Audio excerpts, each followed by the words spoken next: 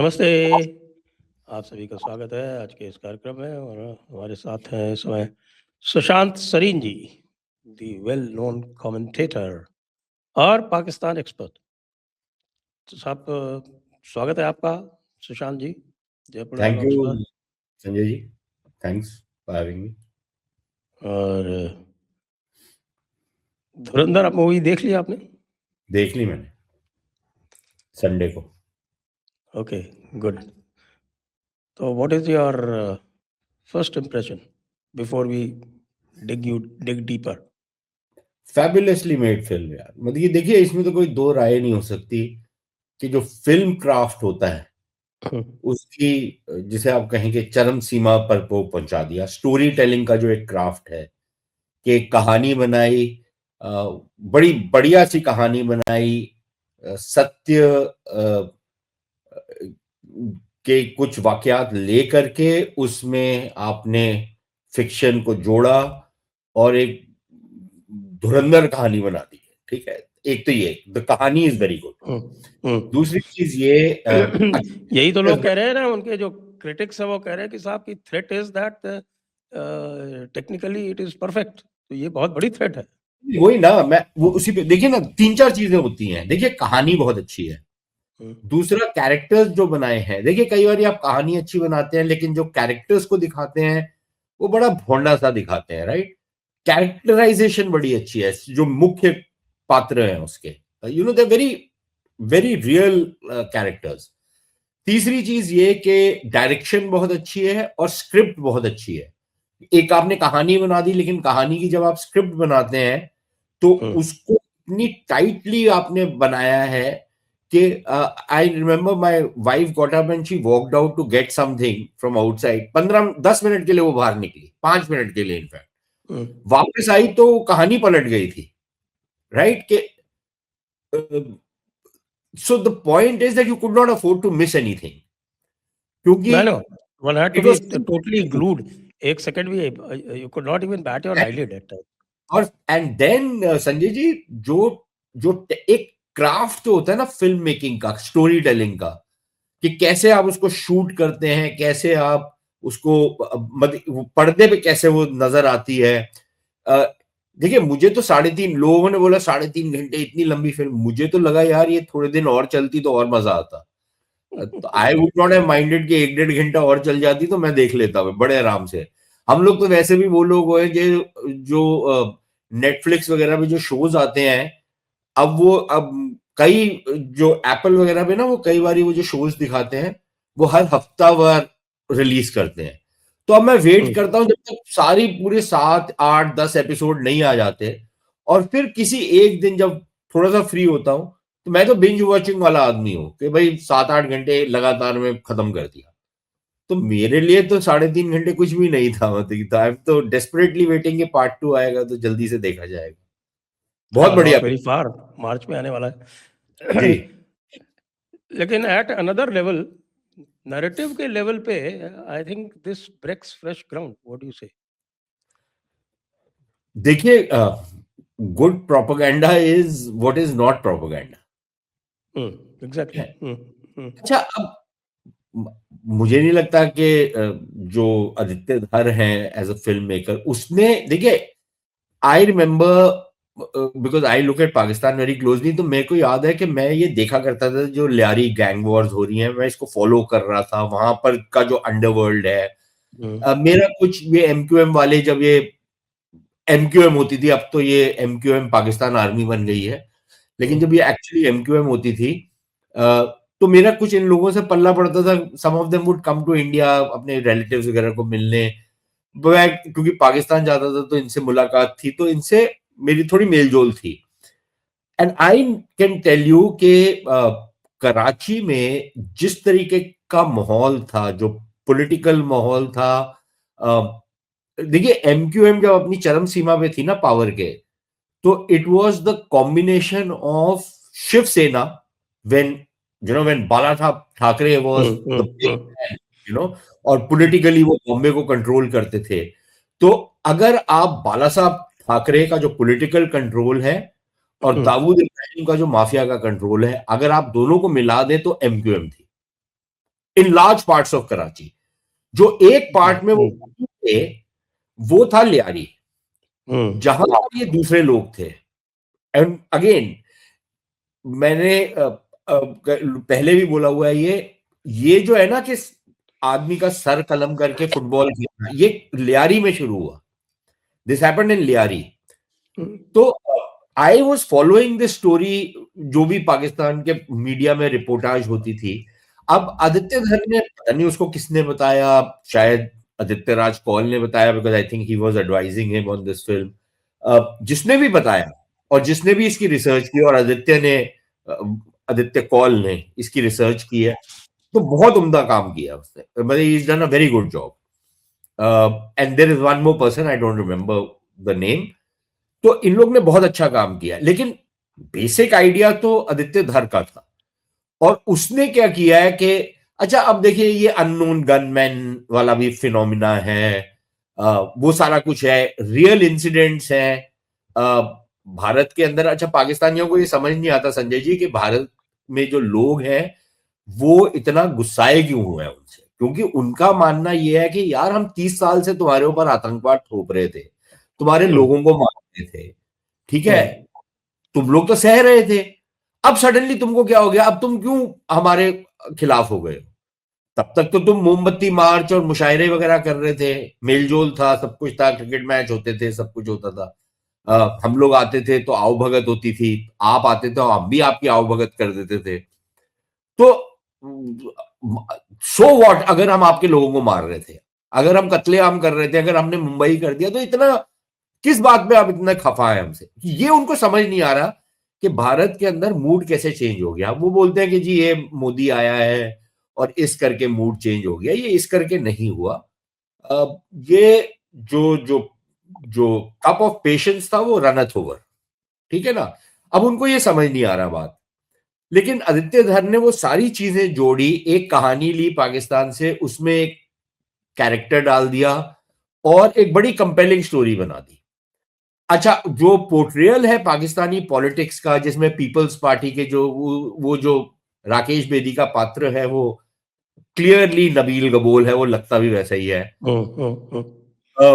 अब नबील गबोल बड़ा स्लाइमी सा, घटिया सा आदमी।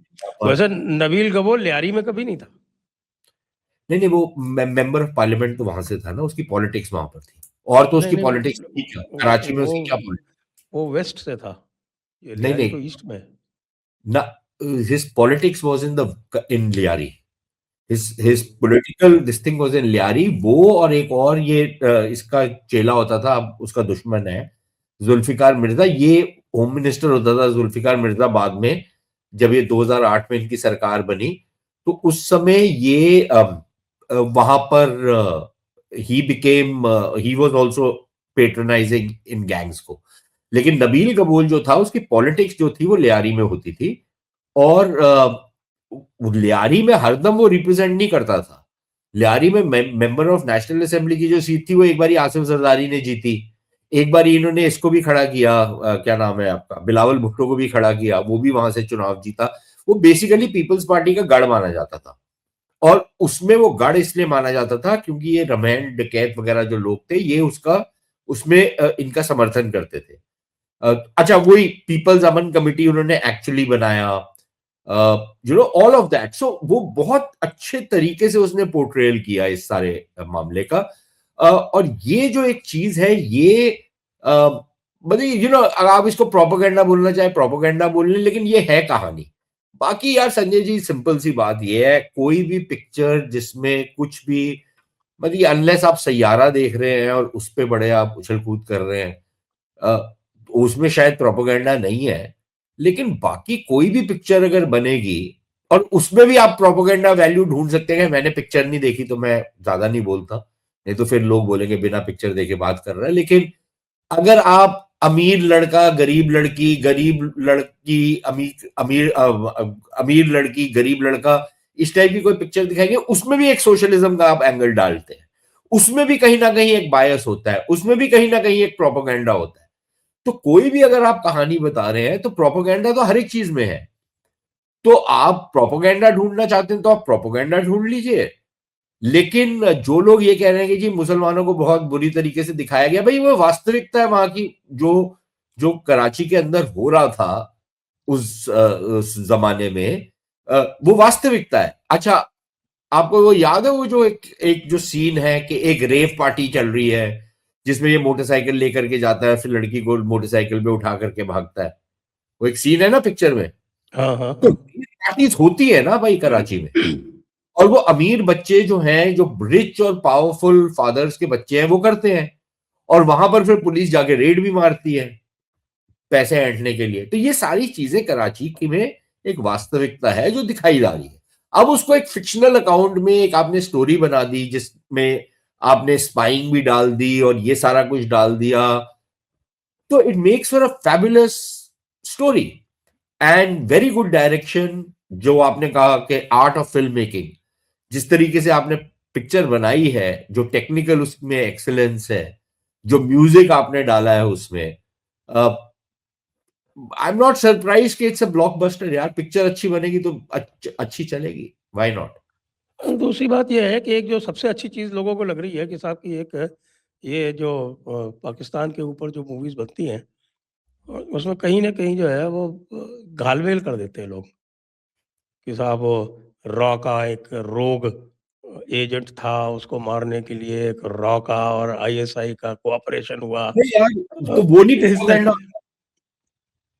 ये जो जिनके पेट में बड़ा मरोड़ उड़ रहा है, हुँ, उनसे ये पूछा जाए कि ये रॉ का जो एजेंट था और एक आईएसआई की एजेंट लड़की दोनों मिलके दुनिया को बचा रहे हैं, उसमें प्रोपेगेंडा नहीं है? ऐसी कौन सी वही आईएसआई की लड़की है जो जवान पठान किसमें पिक्चर में थी, या और बहुत सारी पिक्चरों में वो फैंटम और पता नहीं कौन कौन सी और पिक्चरें बनी है, उसमें प्रोपेगेंडा नहीं आप कर रहे थे? उसमें आप दिखाने की, एक कंप्लीट झूठ को दिखाने की नहीं कोशिश कर रहे थे कि जी वैसे तो पाकिस्तानी बड़े अच्छे हैं। इस बार का फैमिली मैन में भी इन्होंने यही किया है, बॉन्डी मारी है, जो बड़ा अच्छा, नॉर्मली बड़ा अच्छा सीरियल बनाते हैं, बड़ा अच्छा, it's a tight kind of a serial, compelling, very good acting by Manoj Bajpayee and others. लेकिन उसमें भी इस बार डाल दिया है कि जी वो एक आईएसआई का एजेंट है, उसको पता लगता है कि जी कोई एक रोग इंडियन आर्म्स एजेंट कुछ कर रहा है भारत में, कुछ उपद्रव करवा रहा है,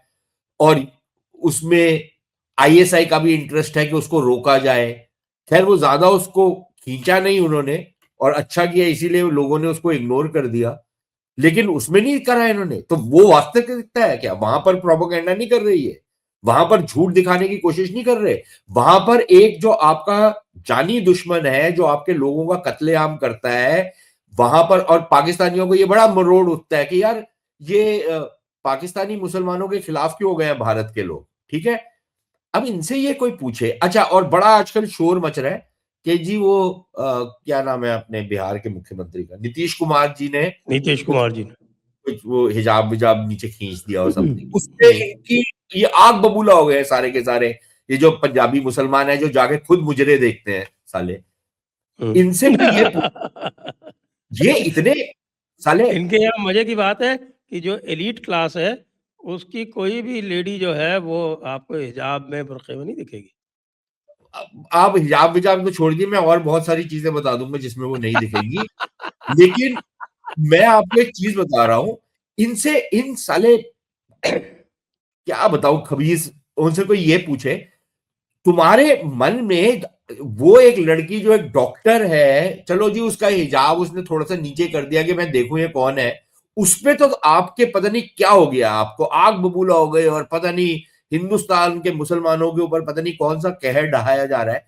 जो आपके यहां पर सिंध में हिंदू लड़कियों का जो रेप होता है, 12-12 साल की लड़कियों को, 14-14 साल की लड़कियों को आपके जो ये मुसलमान मुजाहिद हैं उठा करके ले जाते हैं और इनका रेप करते हैं और उनको फिर फोर्सेबली उनको कन्वर्ट करते हैं, उस पर इन्होंने इन किसी हरामी ने आवाज नहीं उठाई। ये जितने पंजाबी मुसलमान हैं आपके, ये दुनिया की सबसे बदजात कौम जो है ना, ये पंजाबी मुसलमानों की है, जो कभी आवाज नहीं उठाएंगे। यहां पर बड़ा मरोड़ उड़ रहा है इनको, ठीक है? वहां पर इनको लग रहा है कि हिंदुस्तान की सोसाइटी को क्या हो गया, ये तो बड़े दब्बू से सेक्युलर टाइप के होते थे, इनको क्या हो गया सडनली, ये अब इतना क्यों रिएक्ट करते हैं? भाई रिएक्ट इसलिए करते हैं क्योंकि आप अपने देश में देखें ना, इनके अपने पाकिस्तान के अंदर जिस तरीके से हिंदुओं का दमन होता है, उनकी उनकी ना जान, ना माल, ना इज्जत सिक्योर है, वहां पर इन्होंने आज तक कभी किसी ने उठाया नहीं है सवाल। यहां पर सडनली हर प्रोग्राम में ये बात कर रहे हैं। तो ये लोग हैं, ये तो यार क्या बताऊं मैं तो, इनसे ज्यादा घटिया। आपने पंजाबी मुसलमानों की बात की, तो अब आप धुरंधर में ही देख लो, तो धुरंधर की पूरी कास्ट में मुझे कोई पंजाबी मुसलमान नहीं दिखा। अच्छा, ये लियारी के जितने भी गैंग हैं या नहीं, कराची के जो गैंग हैं, कराची के गैंग में आपको मुहाजिर गैंग मिल जाएंगे, आपको बलोच गैंग मिल जाएंगे, पठान गैंग मिल जाएंगे, सराइकी भी मिल जाएंगे, सिंधी भी मिल जाएंगे, पंजाबी नहीं मिलेगा। पंजाबी डरता है नहीं, क्या इन देखिए लोगों से? वहां पर एक ज़माने में जब एमक्यूएम उभर करके आया था और 80s में जब बहुत उपद्रव चल रहा था, तो पाकिस्तान की फ़ौज ने एक बनाया था पंजाबी पख्तून इत्तेहाद। एक ग्रुप बनाया था जिसमें कुछ पंजाबियों को इन्होंने इन्वॉल्व किया था। लेकिन बाय एंड लार्ज कराची के अंदर जो पंजाबी हैं वो फौज-वौज में होंगे और वो बिज़नेस-विज़नेस थोड़ा बहुत करते हैं। लेकिन वहाँ पर एटलीस्ट लियारी गैंग वॉर में मुझे याद नहीं है कि किसी पंजाबी का नाम आया हो। पुलिस में भी कम है, कोई बहुत ज़्यादा नहीं है तादाद, सिंधियों की ज़्यादा है या बाकी लोकल्स और जो हैं वो सब हैं। ऑब्वियसली कुछ पंजाबी होंगे उसमें, कुछ पश्तून भी होंगे उनकी फौज में, सॉरी पुलिस में। अब जैसे ये जो था चौधरी असलम जो है, नाम हुँ। इसका कुछ और था, उसको चौधरी असलम, चौधरी तो पंजाब का टाइटल है ना, ये था स्वात से, एनडब्ल्यूएफपी से था ये, हुँ, खैबर पख्तूनख्वा से। हुँ। तो he is not ethnic Sindhi और anything, but maybe his family, I don't remember his antecedent, maybe इसकी फैमिली सिंध में सेटल्ड होगी या कराची में सेटल होगी, क्योंकि तो कराची में स्वाति तो एक अलग ही एथनिसिटी बोलती है अपने आप को। हाँ नहीं, वो उस साइड के है ना, स्वात वाले एरिया के होंगे ना। हुँ, तो ये हुँ। वहां से आया था। बलोच बहुत सारे हैं कराची में भी। Lyari is essentially full of Baloch. और ये जितने गैंग्स भी थे जो मोस्टली बलोची थे, तो वो भी है फैक्टर।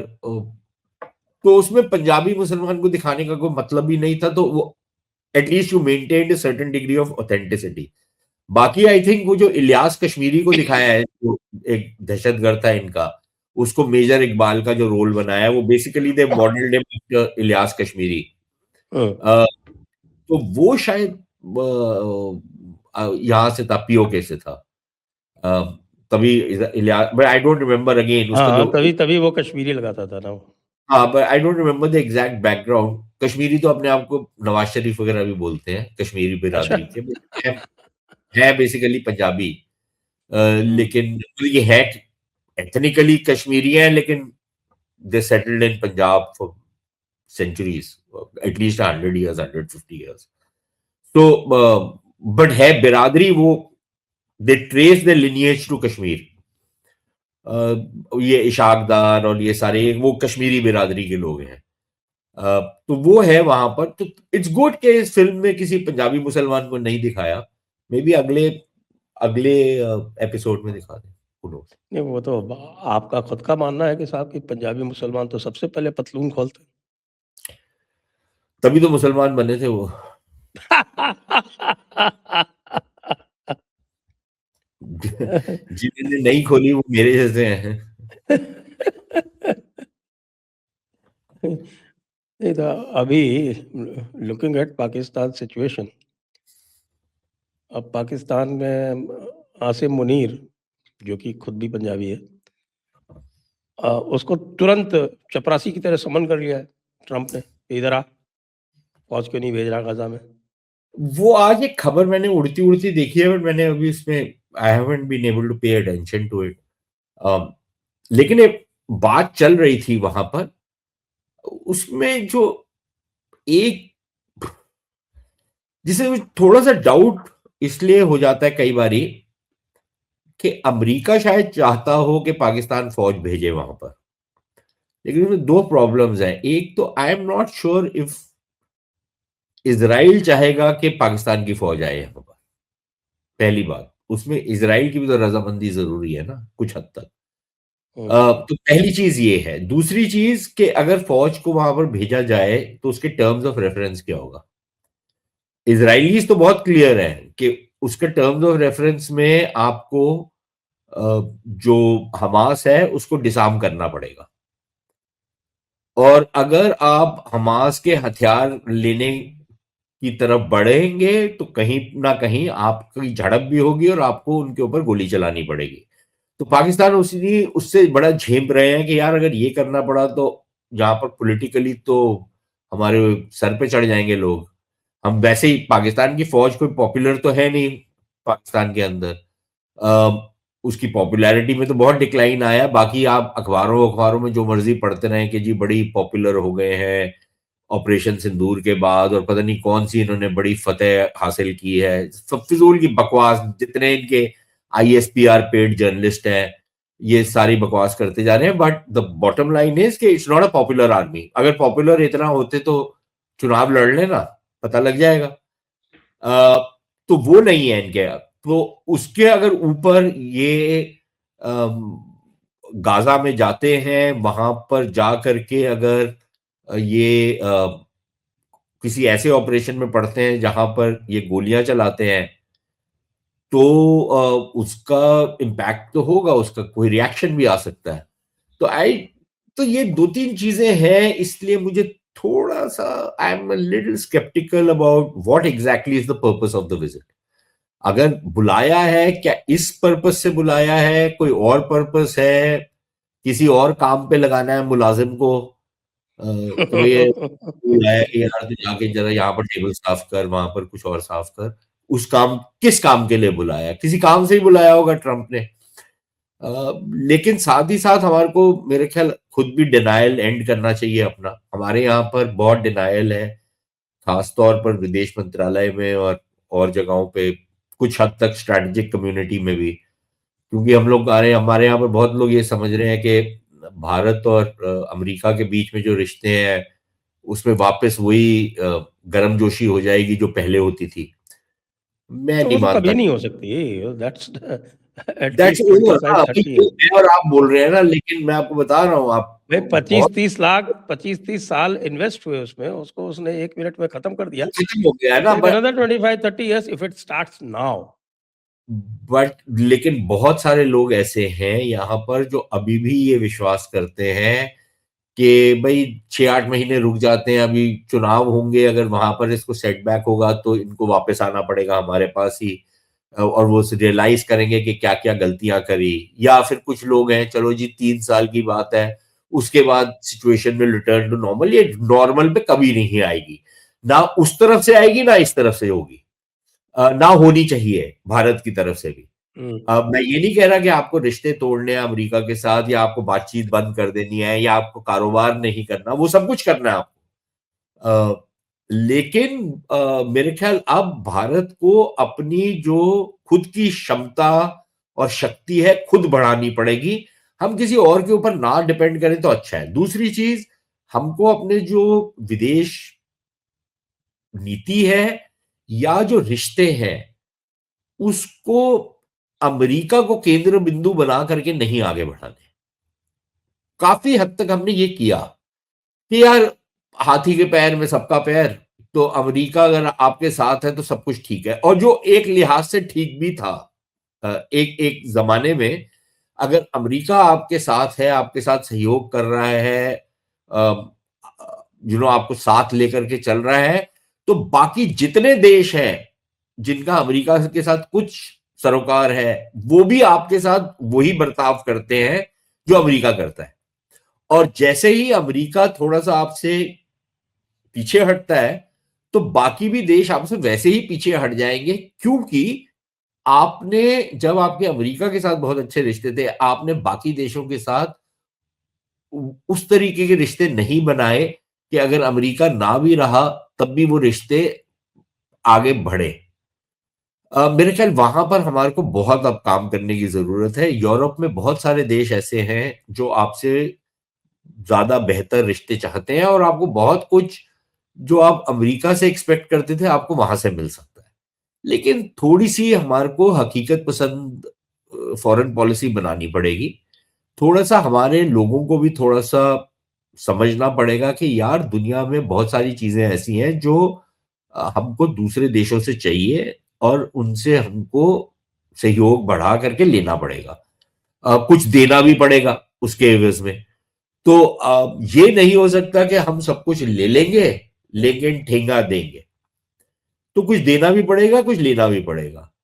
और इसलिए हमको जो अब नीति बनानी चाहिए वो फिर इस लिहाज से नहीं बनानी चाहिए कि लिया व्यापार की हम अगर सौदा करेंगे तो सब कुछ मुझे चाहिए, मैं कुछ नहीं दूंगा। जहां तक अमेरिका का सवाल है वहां पर हम बोल रहे हैं सब कुछ ले लो, लेकिन मेरे लिए वही वाले रिलेशनशिप रखो जो पहले था। ये नहीं हो सकता ना फिर। अब आप चलो अमेरिका का तो रोल डिफरेंट है, तो आप चलो वहां पर अगर कर भी रहे हो मान लेता हूं, लेकिन बाकी देशों के साथ, यूरोप वोरोप के साथ आप बहुत सारे अपने चीजें हमने इग्नोर की हैं जो शायद अब हमको दोबारा से रिस्टोर करनी पड़ेगी। लेकिन हमारे को एक बैलेंसिंग एक्ट भी करना पड़ेगा, क्योंकि रूस वाला फैक्टर जो है वो यूरोप में बहुत ज्यादा शिद्दत पकड़ चुका है, तो वहां पर हमारे को एक बड़ा डेलिकेट बैलेंसिंग एक्ट करना पड़ेगा। अ, हमको पसंद हो ना हो, वास्तविकता वही है। अनलेस हम यूरोप के साथ भी किनारा कशी करना चाहते हैं, जो हमको नहीं करनी चाहिए। तो मेरे ख्याल हमारे लिए यूरोप में तो खुद में ही है रशिया से रिलेशन को लेके इतना सारा आपस में ही डिफरेंसेस हैं। तो नहीं है, कुछ देशों के हैं। देखिए कुछ जो देश है पूर्वी यूरोप के, हंगरी और दो चार और, अ, उनका एटीट्यूड बड़ा डिफरेंट है। लेकिन बेशतर जो यूरोप के देश हैं, चाहे वो बाल्टिक रिपब्लिक्स हो, वो स्कैंडिनेवियन रिपब्लिक्स हो, जर्मनी, पोलैंड, ये लोग हो, फ्रांस। संजय जी ये ना, मैं अभी यूरोप का मेरा ट्रिप था एक दो हफ्ते पहले। ये वहां हुँ, पर जाके महसूस होता है, यहाँ पर बैठे हमारे को समझ नहीं आता हुँ, कि उनका जो थ्रेट परसेप्शन है रशिया को लेके, जैसे कि उनको समझ नहीं आता हुँ, कि भारत का जो थ्रेट परसेप्शन है पाकिस्तान को लेकर के या चीन को लेकर के, वो उस लिहाज से समझ नहीं पाते जिस लिहाज से शायद हम अ, उनका जो थ्रेट परसेप्शन वो रशिया को लेकर के चलते हैं, वो हम शायद नहीं समझ पाते। लेकिन उनका एक बहुत मेजर जो थ्रेट परसेप्शन है वो रशिया को लेकर के है। दूसरा उनको इस्लामी आतंकवाद को लेकर के है। वहां पर वो उसको अपना सेकंड मेजर थ्रेट समझते हैं। लेकिन फर्स्ट मेजर थ्रेट जो है वो अब अक्रॉस द बोर्ड, चाहे आप नेटो में बात करें, यूरोपियन यूनियन में बात करें लोगों से, वो रशिया है। उसमें कुछ चीजें बात समझ में आती है, वो क्यों ऐसा महसूस करते वो हैं, लेकिन इर्रेशनल नहीं है, आपको नहीं लगता कि उनका ये थ्रेट परसेप्शन है क्योंकि सारा मूवमेंट तो अ, रशिया के डिसमेंबरमेंट के बाद जो उनकी प्रॉमिस थी जिसके ऊपर वो गोर्बाचोव जो बेवकूफ़ था उसने रशिया को डिसइंटीग्रेट कर दिया। उसके बाद ये था कि साहब कि they will not go east उन्होंने तो बढ़ते-बढ़ते वो पूरा अब यूक्रेन नहीं तक देखिए, पहुँचने वाले थे तब जाके रिएक्ट किया है। नहीं वो आपकी, मैं I am not getting into वो उसमें सही क्या है, गलत क्या है। हुँ, वो एक अलग बहस है कि भाई किसकी गलती है, क्यों आपने ऐसे किया, इसको कैसे सुधारना, दैट्स अनदर मैटर। लेकिन बॉटम लाइन ये है जो एक एक एक खौफ है रूस का। अच्छा देखिए, मेरा खुद मानना वहां पर ये था, और जो मैंने काफी हद तक आर्ग्यू भी किया, मैंने बोला यार आप रूस से किस बात पे खौफजदा है। क्योंकि दो चीजें बड़ी स्पष्ट हो चुकी हैं। पहली चीज ये कि रूस अब वो महाशक्ति नहीं है जो वो शायद आज से सोवियत यूनियन के टूटने के वक्त थी। अ, उस समय जो मिलिट्री बैलेंस था, या जो मिलिट्री उनकी फोर्सेस थी, या जो उस जमाने की जो टेक्नोलॉजीज थी, अ, या जो इंडस्ट्रियल इंफ्रास्ट्रक्चर था रूस का, जो दबदबा था रूस का, वो आज के रूस से कहीं ज्यादा था। और इसका एक ही प्रमाण आपके सामने है कि रूस जैसी महाशक्ति जिसको हम मानते हैं, वो यूक्रेन जैसे देश को 3.5 साल हो गए मोर और लेस बॉर्डर वहीं पे है जो अप्रैल मई 22 में था। फरवरी में उन्होंने शुरू किया, जो अप्रैल मई तक उन्होंने जमीन ऑक्यूपाई कर ली, वहीं पे बॉर्डर्स मोर और लेस अटके हुए हैं। कुछ छोटा मोटा ऊपर नीचे हो जाता हो, बाय एंड लार्ज अगर देखें तो बॉर्डर्स को शिफ्ट नहीं किए। वो 20% 25% जो लेके बैठे हुए हैं वही लेके बैठे हुए हैं, उससे आगे वो बढ़ नहीं पाए।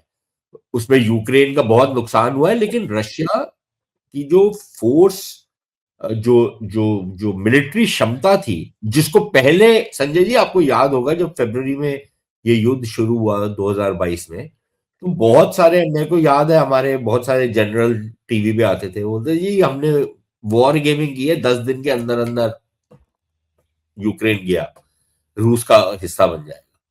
ठीक है, 10 दिन के अंदर अंदर, 3.5 साल हो गए हैं और रूस आगे नहीं बढ़ पाया। इनफैक्ट कई बारी तो उसको रिट्रीट करना पड़ा है उनको, कई एरियाज उनको छोड़ने पड़े थे पहले 1-1.5 साल में, उसके बाद उन्होंने वापस रिकवर की। बट मोरलेस अगर आप देखें वो लाइन फिक्स्ड है।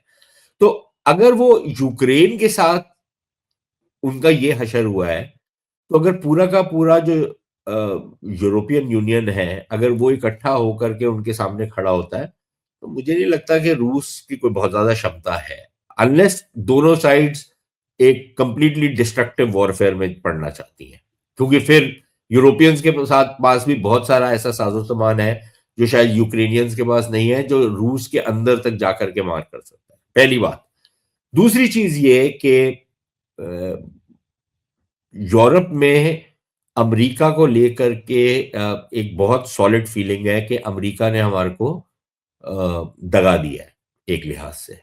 वो ये मानते हैं कि अमेरिका बहुत कुछ जो कह रहा है सही बात कर रहा है, कि हमने अपना डिफेंस और जो अपनी क्षमताएं हैं उसको हमने डिग्रेड किया है, और ये सोच करके अमेरिका हमारी पुष्ट पे खड़ा हुआ है।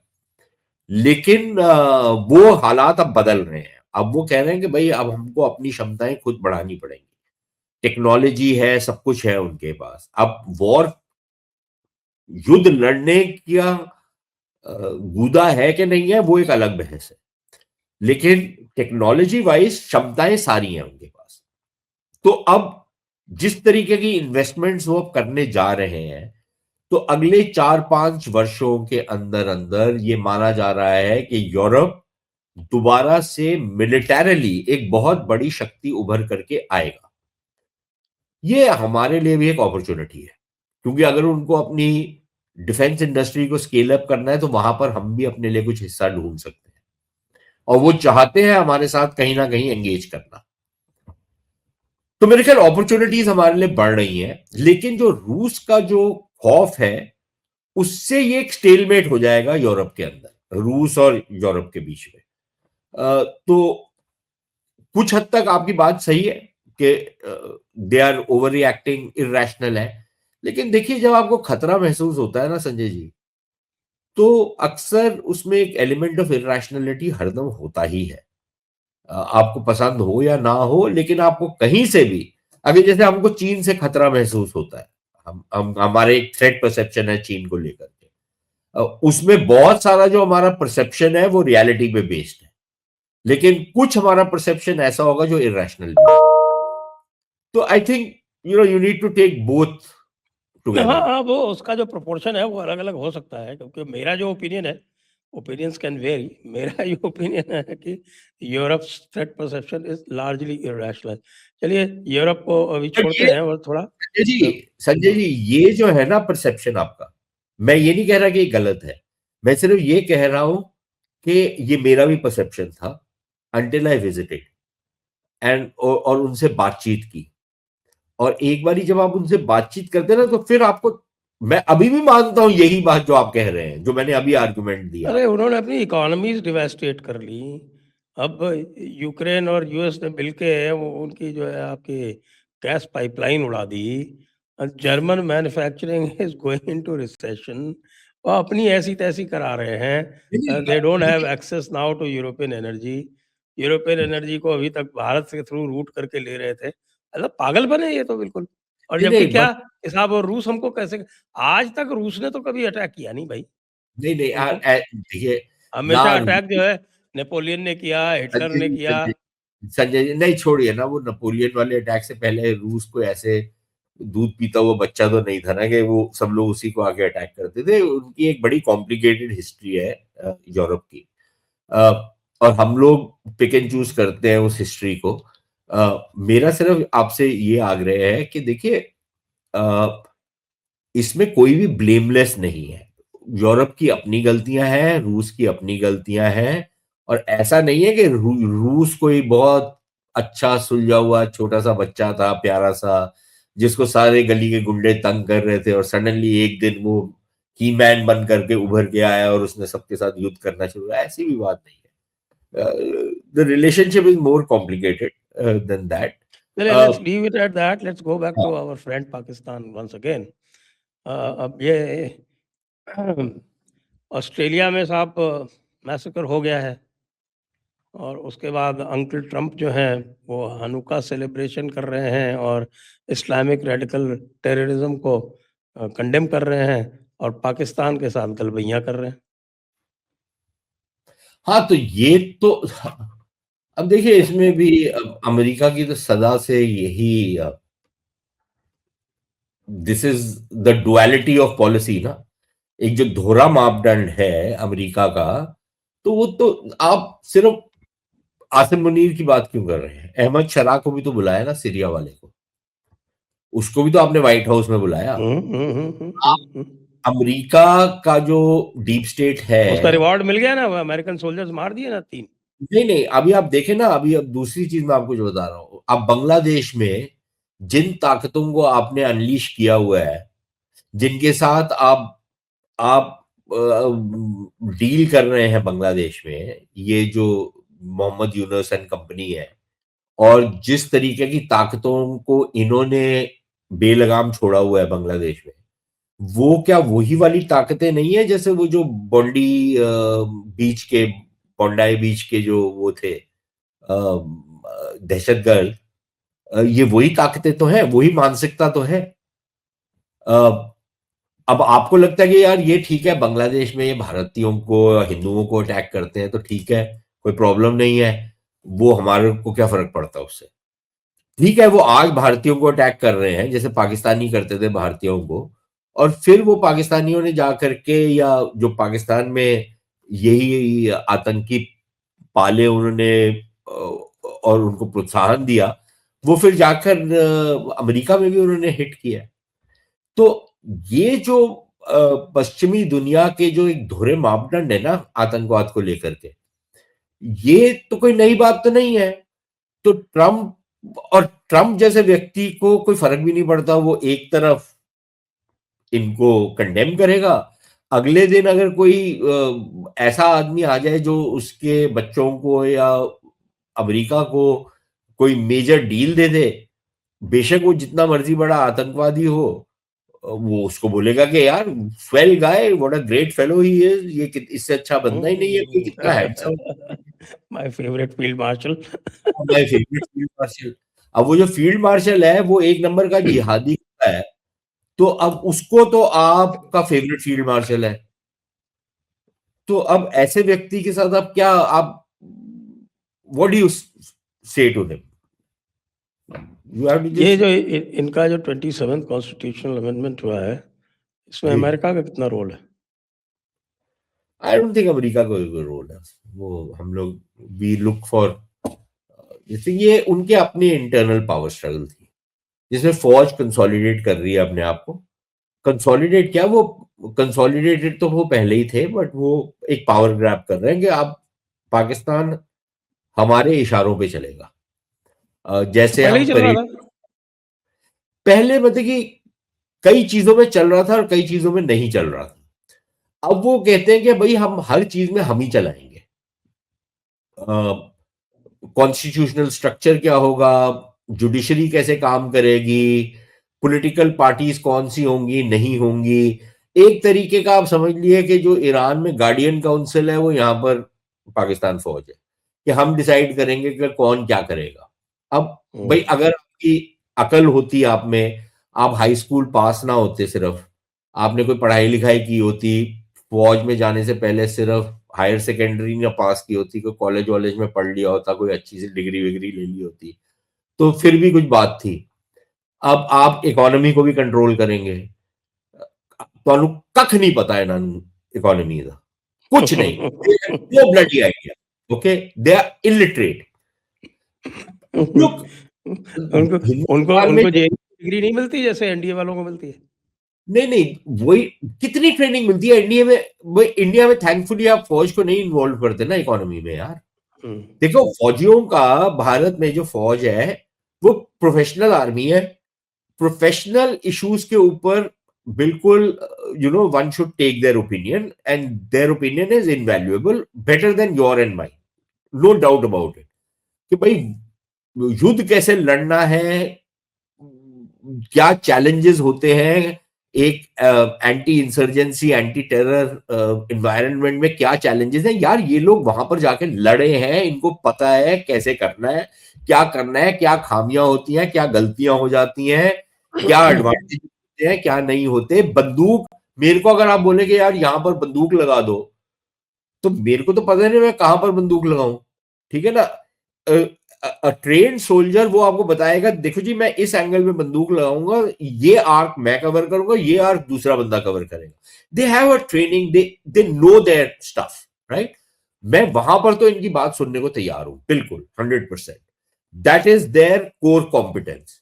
लेकिन अगर मेरे को कोई भी यहां पर हिंदुस्तान में भी, और आपका प्रोग्राम बहुत सारे लोग देखते होंगे और आई एम श्योर मेरे को बहुत सारी गालियां पड़ेंगी, लेकिन अगर मुझे कोई फौजी जनरल ये बताएगा कि भाई बैलेंस ऑफ पेमेंट्स को हमको कैसे डील करना है, हाँ, the other thing they very good in man management, personal management, ठीक है, एडमिनिस्ट्रेशन, किसी भी चीज की अगर आपको एडमिनिस्ट्रेशन करनी है, एक कंपनी है फॉर एग्जांपल, उसमें you need somebody to manage the administrative mechanism, फौजीज are fabulous at it. Personal management कैसे करनी है, most of them are very good, क्योंकि हैंडल किया ना, लोगों को हैंडल किया है। भाई आप, अगर आप एक कमांडिंग ऑफिसर हैं या आप एक प्लेटून कमांडर भी हैं और आप एक एंटी इंसर्जेंसी एरिया में जा रहे हैं, आपके साथ जो बंदा है वो आपके लिए जान देने को तैयार है, obviously it involves man management. तो अगर आपको ये 3-4 चीजों में, I will always respect their views, I might not always agree with them, लेकिन मैं हरदम उनकी जो भी वो बोलेंगे मैं बड़ी संजीदगी से लूंगा। लेकिन इकोनॉमी के ऊपर, स्पेशलाइज्ड चीजों के ऊपर, I will not take them seriously, they don't know their stuff, maybe they know a little bit 101 type, लेकिन it's a lot more complicated. अब पाकिस्तान के अंदर क्या होता है, हर चीज को, अब उन्होंने बोला जी हम इन्वेस्टमेंट लेके आएंगे और हम लोग सब कुछ डिमोलिश करेंगे ताकि इन्वेस्टमेंट आए। इन्होंने बनाई एक SIFC, special investment facilitation council. जब से वो बनी है तब से इन्वेस्टमेंट गिर गई है पाकिस्तान में, नहीं इन्वेस्ट करते, विदेशी होंगे तो छोड़ दीजिए, ठीक है। फिर ये झूठ बोलते हैं अपने लोगों को पाकिस्तानी कि जी $100 बिलियन यहां से आ रहा है, $200 बिलियन वहां से आएगा, यहां पर वो साला अमेरिका $1 बिलियन का लोन देगा, तो ये ऐसे ढोल बजाते हैं जैसे पता नहीं हमारे क्या वारे न्यारे हो गए। यहां पर यार $1 बिलियन तो छोटी छोटी कंपनियां ले लेती हैं यार लोन, ठीक है। करेक्ट। तो मतलब कोई वो है ही नहीं, कोई कॉन्सेप्ट ही नहीं है, स्केल क्या होता है क्या नहीं होता। तो अब वो हर चीज को कंट्रोल करना चाहते हैं। Politics, they are very good political में कि इसको जोड़ो इसको तोड़ो, ये सब कुछ तो कर सकते हैं, लेकिन देखिए पॉलिटिक्स में आपको, आप तो अधिकारी रहे हैं, आपको पता है, it's a very complicated thing, क्योंकि आपको आपको You cannot बहुत be a good politician. आप अच्छे पॉलिटिशियन तब तक नहीं हो सकते जब तक कि आप लोगों से कनेक्ट करने का आप में मादा ना हो और लोगों को सुनने का मादा ना हो। देखिए, आर्मी में तो ये दोनों चीजें होती नहीं। आप तो साइंटिफिक आदमी है ना, उसमें it is not a simple equation. Politics is like वो जो होता है ना क्वाड्रेटिक इक्वेशन, या जो वो होती है लिनियर अलजेब्रा या नॉन लिनियर अलजेब्रा, ये उस टाइप की चीज है कि कहीं भी चीज, कोई भी वेरिएबल कहीं पे आके कुछ भी कर सकता है। तो you have to be, you have to have that experience, that vision, that.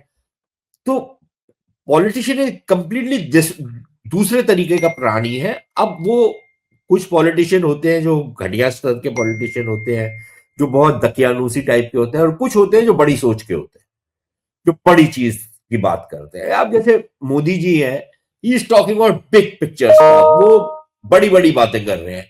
कुछ और होंगे जो बहुत छोटे लेवल पे, पंचायत लेवल का उनका दिमाग है, वो उसी चीज में आगे बढ़ते हैं। तो डिपेंड करता है पॉलिटिशियन के ऊपर, लेकिन पंचायत को भी मैनेज करना कोई आसान काम नहीं है। तो अब ये जो है, अब इन्होंने सडनली ये बोला कि अब हमको ये हमारा सिस्टम काम नहीं कर रहा, हमारे को पैसे की जरूरत है, तो अब हम जितने प्रांत हैं और उनमें जो डिस्ट्रीब्यूशन होता है, प्रांतों से पैसा लेकर हम सेंटर में देंगे, क्योंकि हमको अपने फौज के ऊपर पैसा लगाना है। यार तुम्हारी इकोनॉमी वैसे ही बैठ गई है, लोगों के पास रोजगार नहीं है, खाने के लिए लोगों को कमी करनी पड़ रही है, आपकी इंडस्ट्री फेल कर रही है, तमाम और चीजें कर रहे हैं। आप कह रहे हैं हम अपने डिफेंस के ऊपर पैसा लगाएंगे, मुझे कोई आपत्ति नहीं है, बिल्कुल लगाइए। सोवियत यूनियन ने भी यही किया था, फिर उनका हशर क्या हुआ था सबको पता है, जरूर करिए। दूसरी चीज इन्होंने बोला कि अच्छा ये प्रांतों को हम छोटा करेंगे, जितने डिवीजन है, एक जो प्लान चल रहा है, उनको हम सबको प्रांत बना देंगे। भाई यार प्रांत बनाएंगे तो फिर क्या होगा, एक मुख्यमंत्री होगा, उसका एक मंत्रिमंडल होगा, फिर उसकी एक अपनी ब्यूरोक्रेसी होगी, फिर प्रांतों के बीच में प्रॉब्लम्स होंगी, जो हमारे यहाँ पर हम देखते हैं ना, हमारे यहाँ पर यही होता है। कोई सेट फॉर्मूला थोड़ा ना कि अगर आप एक छोटा प्रांत है तो वो एक सक्सेसफुल होगा और बड़ा प्रांत अनसक्सेसफुल होगा। तो ये प्रॉब्लम्स है। और पाकिस्तान के अंदर ये जो पावर ग्रैब किया है इन्होंने 27वीं अमेंडमेंट के साथ, उससे ये हुआ है कि जो एक सोशल कॉम्पैक्ट जो होता है ना, जिसमें लोग बिलीव करते हैं कि यार ये सिस्टम है, इसमें हम सबका एक स्टेक है, इस सिस्टम के हम सब भागीदारी हैं, वो काफी हद तक खत्म हो गया। अब जो आपकी न्यायपालिका है, उसके ऊपर किसी का विश्वास ही नहीं है। वो मानते हैं कि ये सारे के सारे पिट्ठू जज हैं, जो फौज बोलेगी ये उस टाइप की जजमेंट दे देंगे। तो आपने न्यायपालिका को खत्म कर दिया, आपकी पॉलिटिक्स वैसे ही आपने खत्म कर दी है। पार्लियामेंट की कोई वकत नहीं है, कोई पूछता नहीं है उसको। तो आप धीरे धीरे करके जितना आपका इंस्टीट्यूशनल मैकेनिज्म है सारा आपने खत्म कर दिया। एक फौज बची है, वो कब तक बची रहेगी या कब तक चला पाएगी, उसके ऊपर एक सवालिया निशान है। वहां पर भी टेंशन उभर करके आएंगी, क्योंकि देखिए ना, अब जितनी ताकत लेनी थी वो तो ले ली, अब इससे ज्यादा और क्या ताकत ले लोगे आप? तो जितनी, now they reach the peak, और एक बार पीक पे पहुंच जाओ तो फिर तो नीचे ही उतरना है ना, प्लेटू तो है नहीं, ये तो पीक है, पीक से तो नीचे ही अच्छा, उतरेंगे। बिफोर वी एंड, थोड़ा सा ये बांग्लादेश के जो डेवलपमेंट्स हैं इनके बारे में बात कर लें।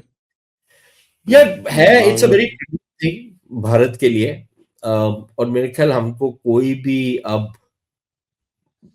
ये नहीं सोचना चाहिए, हो सकता है कुछ वर्षों के बाद कुछ इंप्रूवमेंट हो जाएगी, लेकिन ये हालात बद से बदतर होंगे अब, क्योंकि जिस तरीके के लोगों को आपने सड़कों पे छोड़ दिया है पागल कुत्तों की तरह, जिसकी बहुत सारी क्लिप्स हम देख रहे हैं सोशल मीडिया पे, जिस तरीके की भाषा का इस्तेमाल हो रहा है, जिस तरीके के लोग हैं, जिस तरीके की नफरत फैला रहे हैं, जिस तरीके से भारत को टारगेट किया जा रहा है, अ, तो ये तो एक नई आतंकवाद की लहर आएगी, और ये ईस्ट से ही आएगी, उसमें पाकिस्तानी मुलविस होंगे, तो ऑलरेडी हो रहे हैं। तो मेरे ख्याल जो बॉर्डर मैनेजमेंट है उसको आपको और बहुत ज्यादा पुख्ता करना पड़ेगा। और ये जो है ना चक्कर, जहां पर जो सुनने में आता है कि जी 500 रुपए लेके लोगों को अंदर आने दिया जाता है या जाने दिया जाता है, इस सारी चीज को, बकवास को बंद करना पड़ेगा, पहली चीज। दूसरी चीज, अ, और यहाँ से कुछ हमको मेरे ख्याल एग्जाम्पल ले लेने चाहिए अपने दुश्मनों के, जो पाकिस्तानियों ने करा है अफगानियों के साथ। मेरे ख्याल हमको भी अब बांग्लादेशियों को चुन चुन कर निकालना पड़ेगा। और इसमें मुझे नहीं लगता कि हमारे पास कोई बहुत ज्यादा ऑप्शन है। We will have to force them out into Bangladesh.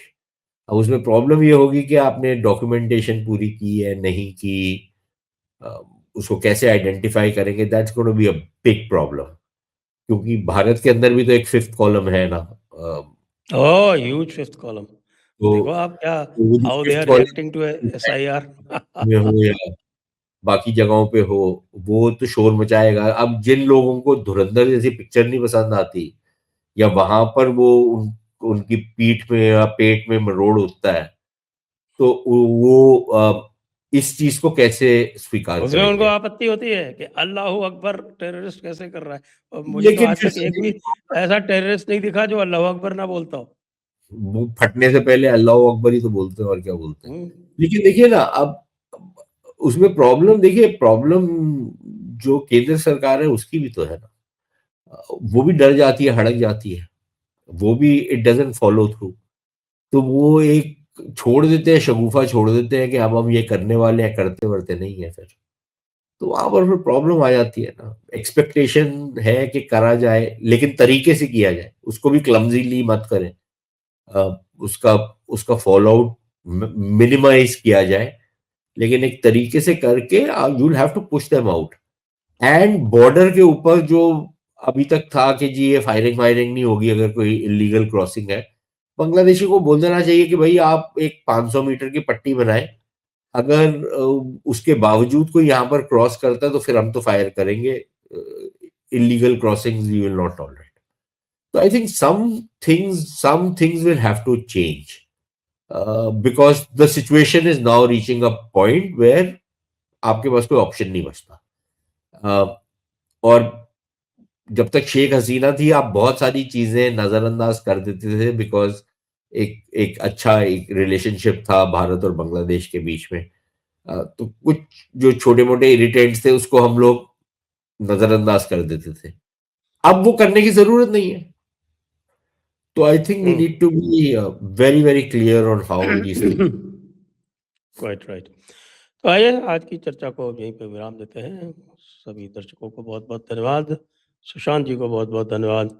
जय हिंद, जय भारत, वंदे मातरम। Thank you Sanjay ji.